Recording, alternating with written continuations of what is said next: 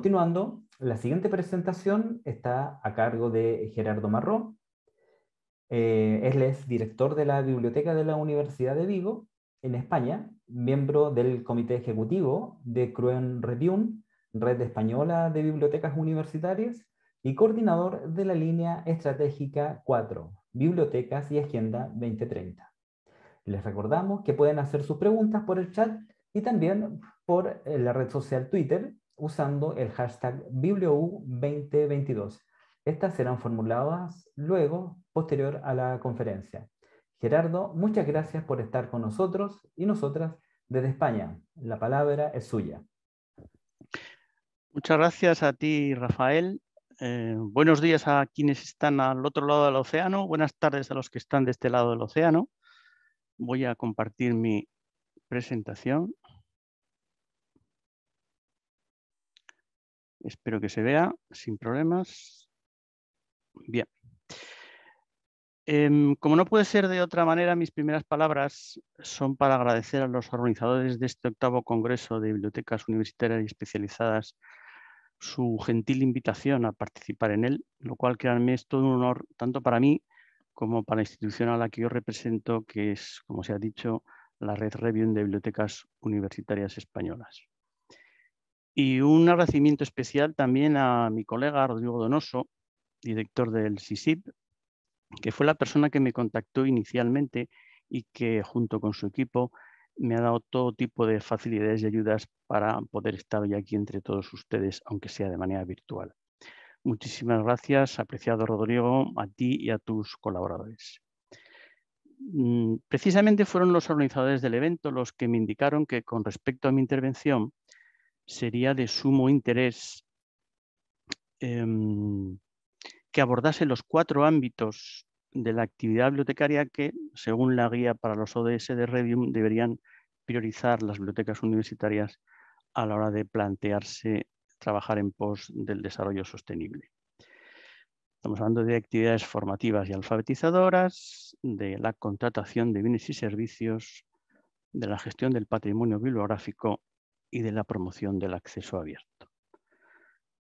Sin embargo, lo cierto es que más allá de la propuesta que efectúa la guía, este es un territorio un poco explorado por parte de las bibliotecas universitarias españolas. Y lo es porque de alguna manera forma parte de las cuestiones que debemos debatir en el seno de Revium a lo largo de este recién estrenado año 2022. Aún así, dado el interés que parece suscitar esta cuestión, voy a intentar efectuar algunas reflexiones sobre ello. Y estas reflexiones deben comenzar por explicarles cómo llegamos a Revium, a este planteamiento de recomendar a las bibliotecas que centraran sus contribuciones en estos 4 ámbitos de actividad bibliotecaria. De entrada, debo referirme a las 2 interpelaciones directas que nos llegan a las bibliotecas universitarias para que contribuyamos a la Agenda 2030. Por un lado, la IFLA y por otro lado, las propias universidades. Pues cuando constatamos que en ninguna de estas 2 interpelaciones directas, como tampoco en la Agenda 2030, había un espacio claro, más o menos evidente, para recoger las contribuciones de las bibliotecas universitarias, decidimos que teníamos que comenzar por llevar a cabo una relectura de la Agenda 2030. Para esta relectura nos centramos en las metas en las que se desglosan los ODS y en los indicadores que para dichas metas propone Naciones Unidas en su marco mundial de indicadores. La idea era poder llegar a ser capaces de seleccionar aquellas metas más relevantes para las bibliotecas universitarias. Podemos comparar este proceso de relectura a una especie de proceso de destilación en el que en una primera fase aplicamos 2 criterios para llevar a cabo esa selección de metas. Por un lado, que esas hipotéticas contribuciones de las bibliotecas fueran genuinamente bibliotecarias, lo cual quiere decir que tuvieran que ver directamente con las misiones, las funciones de las bibliotecas y con los medios a su disposición, medios que ellas mismas gestionan. Es decir, no nos valían esas participaciones más o menos voluntarias, más o menos obligadas de las bibliotecas en los proyectos institucionales de sus universidades en materia de Agenda 2030. Y el segundo criterio era que esas contribuciones tuvieran también encaje en alguna de las 4 funciones principales de la universidad que indica la guía del SDSN sobre implantación de los ODS en las universidades, es decir, la educación, la investigación, el liderazgo social y la gestión y la gobernanza.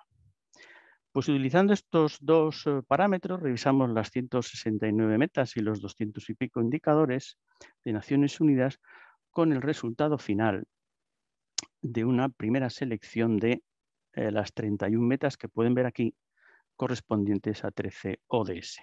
En principio y en teoría, las bibliotecas universitarias que quisieran contribuir a la agenda podrían hacerlo dedicándose o centrándose en todas estas metas, porque, como decimos, encajaban dentro de sus misiones, de sus funciones y de los medios de que disponían.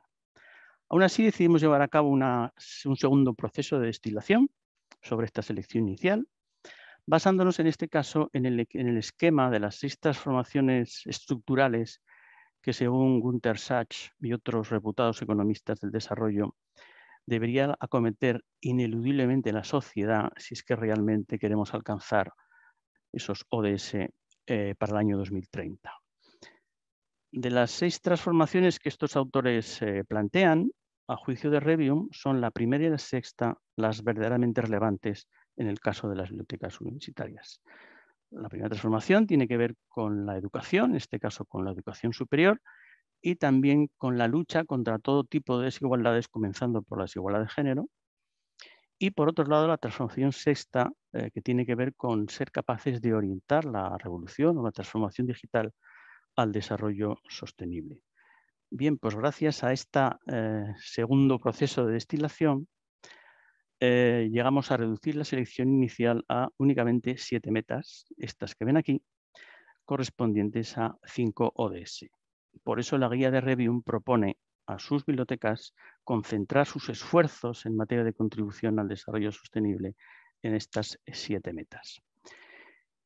Llegados a este punto, hay que abordar una segunda reflexión, que es que tiene que ver con que seamos capaces de tener claro qué es una biblioteca universitaria en el contexto del desarrollo sostenible. Para eso lo primero que tenemos que hacer es determinar qué hace una biblioteca universitaria. Pues aquí tenemos la ayuda de lo que dijo Lord Candensi hace ya algunos años, que, como ven aquí, lo que propone es dejar de enfatizar esas definiciones de bibliotecas centradas en las ideas de la gestión de la información o del acceso a la información y sustituirla por un destaque del papel generativo que tienen las bibliotecas en la creación del conocimiento. Recordemos que el término generativo, para el diccionario de la lengua, significa que tiene la virtud de engendrar. Algo tiene la virtud de engendrar. En este caso, las bibliotecas tenemos la virtud de engendrar conocimiento. Una vez que sabemos qué hace una biblioteca, deberíamos tener igual de claro por qué o para qué lo hace. Porque solo teniendo claro qué hace una biblioteca universitaria y para qué lo hace, podemos llegar a establecer un papel más definido, más perfilado de las bibliotecas universitarias en desarrollo sostenible. Y con respecto al para qué, pues nos podemos auxiliar de esta otra cosa que dijo el profesor David Langs un par de años antes, en el sentido de que la misión de los bibliotecarios y por tanto de las bibliotecas es mejorar la sociedad a través de la creación del conocimiento. Bien, pues a mi juicio esta frase es la que mejor nos permite apreciar la vinculación entre las bibliotecas universitarias y la Agenda 2030, toda vez que hoy en día esa pretensión de mejorar la sociedad y de mejorar el mundo tiene que ver precisamente con el logro de los objetivos de la agenda.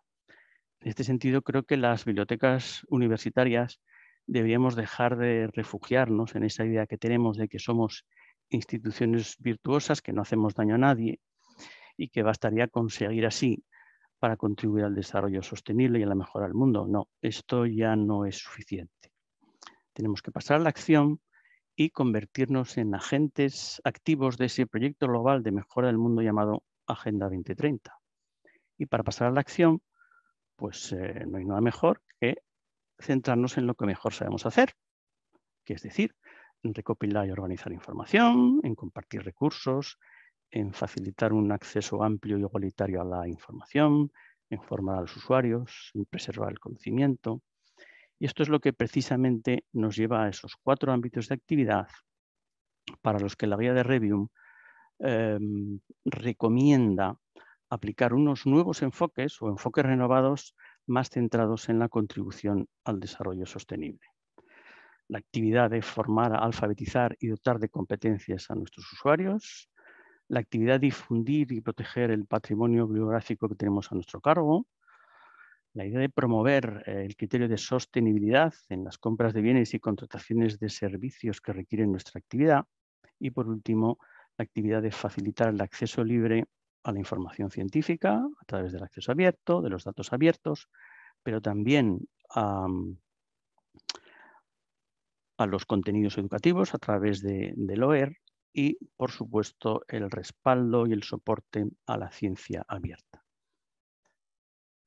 En esta diapositiva pueden ver cómo se conectarían esas 7 metas que hemos seleccionado con esos 4 ámbitos de actividad bibliotecaria. Pero esto no dejan de ser conexiones obvias, evidentes. Podemos ir un poquito más allá y descubrir otras quizá menos evidentes, que nos ponen de manifiesto, por un lado, que esas 7 metas pueden tener implicaciones para más de uno de esos 4 ámbitos de actividad y a su vez que un ámbito de actividad puede tener derivaciones sobre varias de estas metas, como puede verse aquí en el ejemplo en la parte baja de la diapositiva del acceso abierto. Con todo, en mi intervención me voy a centrar en tomar como ejemplo la meta 12.7 relacionada con la práctica de contrataciones públicas sostenibles. Como vemos en este gráfico, esta meta, aparte de la obvia conexión con las actividades de contratación de las bibliotecas, tiene también repercusiones sobre el acceso abierto, pero también tiene conexiones con otras metas, como son el acceso a las tecnologías de la información y la comunicación, la protección del patrimonio cultural y el acceso público a la información. Recordemos en esta diapositiva cuál es el enunciado que da la agenda a esta meta, esto que ven aquí a la derecha, una meta que, como también pueden apreciar y como también saben, forma parte del ODS número 12. Bien, pues para reflexionar en torno a esta meta, me voy a centrar en algo que está ahora mismo muy de moda en España y en lo que de algún modo se une adquisición sostenible y acceso abierto. Me estoy refiriendo a los denominados acuerdos transformativos. Aquí abro un pequeño paréntesis para aclararles que si hasta ahora hemos visto lo que de algún modo puede considerarse una posición oficial de Revium, las reflexiones que siguen a continuación son exclusivamente mías, por lo que no coinciden necesariamente con lo que Revium piense o pueda llegar a pensar sobre este asunto. La definición que más se utiliza en Europa y por tanto en España sobre los acuerdos transformativos es esta que ven aquí y que se debe a la denominada iniciativa ESAC. En definitiva, son contratos de acceso a revistas científicas electrónicas en los que el pago por leer, es decir, el pago por las suscripciones, se sustituye total o parcialmente por el pago por publicar artículos en acceso abierto en dichas revistas. Me gustaría llamar la atención sobre 2 cosas que se dicen al final de esta definición de la ESAC. Primero, que se pretende que sea una transformación definitiva del modelo de publicación científica y, por otro lado, que dicha transformación debe conducir a pagar a los editores por sus servicios de publicación en abierto. En febrero del año 2019, la Conferencia de Rectores de Universidades Españolas, más conocida por CRUE, aprobó una declaración de apoyo a la ciencia abierta. Dicha declaración incluye una serie de compromisos, entre los cuales figuraba este, el número 3, que, como ven aquí, habla de hacer sostenible el sistema de comunicación científica. Bien, pues ha sido en el marco de este compromiso de CRUE, cuando la propia CRUE, en el año 2020, junto con todos los consorcios de bibliotecas universitarias españolas, negoció con los grandes editores científicos diversos acuerdos transformativos que entraron en vigor el pasado año 2021. Si estos acuerdos transformativos se dirigen a cumplir con ese compromiso de hacer sostenible el sistema de comunicación científica, lo cual a su vez se encamina a favorecer la expansión de la ciencia abierta, cabe considerarlos de algún modo como prácticas de adquisición, entre paréntesis, pública sostenible. Para no tener que entrar en los diferentes conceptos que la adquisición pública sostenible manejan las diversas legislaciones nacionales, algo que ya de algún modo desliza la Agenda 2030, voy a basarme en un concepto equivalente que ofrece una norma de alcance internacional, que es la norma ISO 20400, sobre directrices de compras sostenibles, una norma que, como pueden ver aquí, ha sido traducida al español. Conviene en todo caso destacar que esta norma va más allá del concepto de adquisición o de compra pública, porque extiende la noción de compra sostenible también a las empresas y organizaciones del sector privado, lo cual pues no deja de ser lógico, porque aunque la Agenda 2030 se refiera expresamente a las compras públicas, realmente si se trata de ser sostenibles, pues todas las organizaciones deberían asumir este concepto. La definición que da la norma de compras sostenibles es esta que ven aquí, y entre las consideraciones que contiene la norma a partir de esta definición está lo que la norma llama impulsores. Los impulsores son los motivos que impulsan, de ahí el nombre, a las organizaciones a poner en marcha procesos de compras sostenibles. Bien, pues de los 15 impulsores que refleja la norma, para nuestro ejemplo de los acuerdos transformativos me voy a basar en estos 3 que tienen aquí resaltados. Las expectativas de otras partes interesadas, ya no solo se trata de las expectativas de nuestros investigadores, de nuestros usuarios y de nuestras universidades, sino también de la comunidad científica global, porque no en vano estamos hablando de acceso abierto. El segundo impulsor es el de las políticas públicas, en este caso la política pública de fomento de la ciencia abierta. Y en tercer lugar, al tratarse de contratos y de dinero público, el impulsor de la optimización de costes. Pues bien, si relacionamos estos 3 impulsores con los 6 mitos, los 6 falsos mitos que según Ashley Farley y otras bibliotecarias norteamericanas rodean a los presuntos beneficios de los acuerdos transformativos, pues resulta que la sostenibilidad de los acuerdos transformativos es cuando menos matizable. Es decir, la sostenibilidad de estos contratos que se llaman ahora acuerdos transformativos debería, digamos que no se podría dar por sentada. Y es que para estas autoras no parece de entrada que los acuerdos transformativos sean tan sostenibles desde el punto de vista de costes como pueda parecer, porque en definitiva, en lugar de aliviar los costes que tienen que pagar las instituciones, es decir, las universidades o las bibliotecas, lo que hacen es redirigir el gasto. Se redirige desde pagar por leer a pagar por publicar, pero siempre manteniendo el propósito de que los editores científicos puedan mantener o incluso en algunos casos aumentar sus beneficios. A ello se les puede añadir en el caso de España, por lo menos, el tema de la fiscalidad, que pesa sobre la contratación de revistas electrónicas, que no deja de ser otro coste que tenemos que pagar las bibliotecas. Y es que en España, mientras pagar por leer lleva un impuesto del valor añadido, creo que por allí lo llaman valor agregado, del 4%, pagar por publicar, aunque sea en acceso abierto, lleva un impuesto del 21%. Por tanto, parece que al menos por ahora puede que sea más caro pagar por publicar que pagar por leer, con lo cual el impulsor de la optimización de los costes queda un poco en entredicho. Pero es que, según estas autoras, tampoco parece que estos acuerdos mejoren la equidad, es decir, la sostenibilidad social, dado que contribuyen a reforzar la desigualdad que existe entre los investigadores del norte y del sur global. Y es que a la desigualdad que ya existe a la hora de acceder a los contenidos, las revistas y a la literatura científica, se añade ahora la desigualdad para que puedan publicar sus publicaciones, sus trabajos, sus investigaciones en estas revistas. Sobre esto creo que aquí o allá en América Latina tienen valiosas iniciativas que precisamente tratan de corregir esas derivas inequitativas del acceso abierto, con lo cual no puedo por menos que felicitarles. Así que en lo que respecta a las expectativas de las partes interesadas como posible impulsor de los acuerdos transformativos, resulta que estos acuerdos pueden llegar a comprometer otras metas de la Agenda 2030 relativas a la investigación, en este caso de los países en desarrollo. Es decir, son acuerdos que van en contra de las expectativas de amplios sectores de la comunidad científica global en cuanto parte interesada.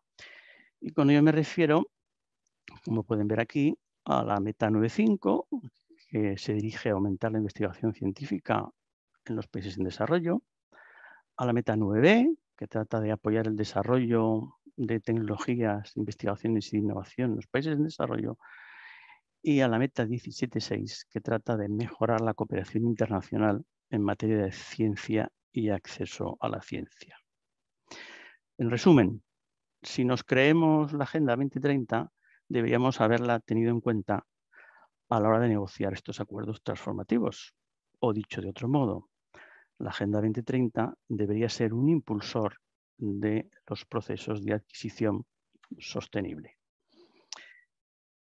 Bien, pues esto ha sido solo un ejemplo que pretende trasladar hoy aquí el mensaje de que las bibliotecas universitarias que se planteen su contribución a los ODS de la Agenda 2030 deberían tener en cuenta varias cosas. En primer lugar, que tanto los ODS como sobre todo sus metas se encuentran interrelacionados. Y si en muchos casos esta relación es positiva, las metas se pueden reforzar o puede haber relaciones de carácter simbiótico, en otros casos se dan también relaciones negativas y podemos encontrarnos que las metas entran en contradicción o que incluso se anulan entre sí. Por esta razón, y esta es la segunda, digamos, conclusión, conviene que analicemos cuidadosamente las repercusiones de nuestras iniciativas y decisiones en materia de contribución a la Agenda 2030. Y en tercer lugar, una consecuencia de todo lo anterior, pues es que seguramente de ese análisis concienzudo van a surgir nuevas conexiones de nuestras actividades y nuestras decisiones con otras metas de desarrollo sostenible que no habíamos contemplado inicialmente, pero que de alguna forma deberíamos tomar en consideración. Así que, y ya acabo, si realmente las bibliotecas universitarias queremos contribuir a la Agenda 2030, no basta con colgar a la puerta de nuestras bibliotecas este póster de IFLA que todos ustedes ya conocen, sino, como he dicho al principio, deberíamos pasar a la acción, y esto de pasar a la acción de entrada nos exige revisar nuestros conceptos y nuestras decisiones en materia de sostenibilidad. Esto es todo, les agradezco muchísimo su atención. Les dejo aquí abajo a la derecha de mi nombre mi correo electrónico profesional, por si ahora o en el futuro alguien está interesado en enviarme sus consideraciones o sus dudas, que atenderé encantado. Muchísimas gracias de nuevo. Muchas gracias, Gerardo, por tu valiosa conferencia. Quería rescatar algunos conceptos que obviamente quedan aquí planteados, como por ejemplo el hecho de que las bibliotecas deben aportar a la Agenda 2030 que impulsa la ONU, de alguna forma también las transformaciones para lograr los ODS, ya sea lo que implica educación, género, como planteaste, desigualdad, proteger el patrimonio cultural y natural, también una adquisición pública sostenible. Es fundamental, de alguna forma, este acceso público a la información, es decir, contribuir al desarrollo de la ciencia abierta, hacer sostenible este sistema de comunicación científica. Es fundamental, definitivamente, lograr este mayor impacto positivo ambiental también que está impulsando esta agenda. Y pensaba también, pensando en estos procesos de adquisición que nos mencionaste, que son procesos de adquisición o deberían ser sostenibles. Y como bien nos invitas, creo que es de alguna forma nos invitas a la acción, ¿cierto? Hay que pasar a la acción en materia de sostenibilidad. Y por lo mismo me quedé con una frase final que está puesto a la mitad de la presentación, que es donde dice que la misión de los bibliotecarios y bibliotecarias, por cierto, es mejorar la sociedad facilitando la creación de conocimiento en sus comunidades. Creo que esto es muy cierto, resume en definitiva lo que se requiere de nosotros como profesionales de la información. Bueno, quería comentar también que nuestra audiencia está realizando y ha realizado una serie de preguntas por el chat y por nuestras redes sociales y las cuales en este momento paso a formular. Por un lado, Claudia Celler, ¿cierto? Pregunta, ¿estas propuestas fueron presentadas al gobierno español o al Ministerio de Educación o es una planificación solo de las universidades? Gracias. Bueno, la idea es efectivamente poder hacer llegar estas propuestas al más alto nivel político, por lo menos de nuestro país. Lo que pasa es que esta guía se aprobó muy recientemente, se aprobó en noviembre en el seno de la Asamblea Anual de Revium y ahora con el nuevo año ya retomamos la actividad de Revium y uno de los planteamientos es precisamente hacer llegar esta guía y las propuestas que contiene a las altas instancias políticas. Para ello, pues tenemos la suerte de que nosotros pertenecemos a la Conferencia de Rectores de Universidades Españolas, la CRUE, que es un poco el lobby universitario en España y que es la que nos puede ayudar a hacer llegar esta propuesta a quien corresponda. Sí, por ahí se planteaste dentro de la presentación de un punto que nos consultan. Cuando se habla de metas interrelacionadas negativamente, a qué se refiere, Gerardo, por favor? De esto hay varios estudios que han hecho grandes expertos en la Agenda 2030, en la que ponen de manifiesto que efectivamente, a ver, el problema que tienen los Objetivos de Desarrollo Sostenible en su enunciado es que es muy genérico, es muy amplio y ahí cabe todo. Por eso conviene bajar al nivel de las metas, que son mucho más precisas, ¿no? Y hay metas que, como les he indicado, se pueden llegar a contradecir. Esto que les comenté de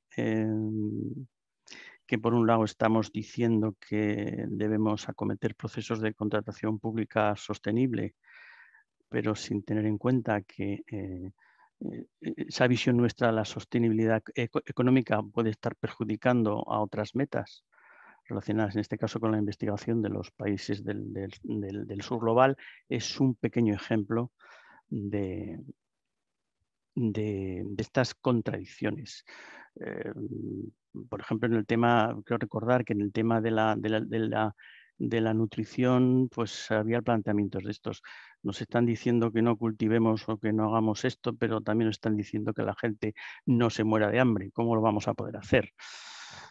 Esto exige un profundo conocimiento de la Agenda 2030, que yo no tengo, por supuesto, pero si les interesa este tema, puedo buscar trabajos publicados, además, que hablan precisamente de estas relaciones complejas Claro. y en algunos casos contradictorias entre las metas de la Agenda 2030.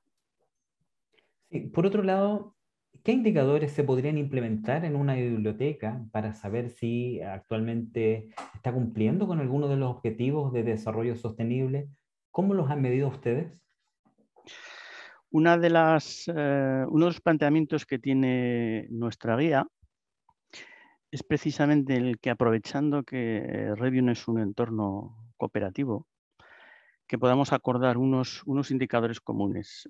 No valen indicadores individuales, porque el desarrollo insostenible es un problema global y entonces no vale con soluciones locales ni con indicadores individuales.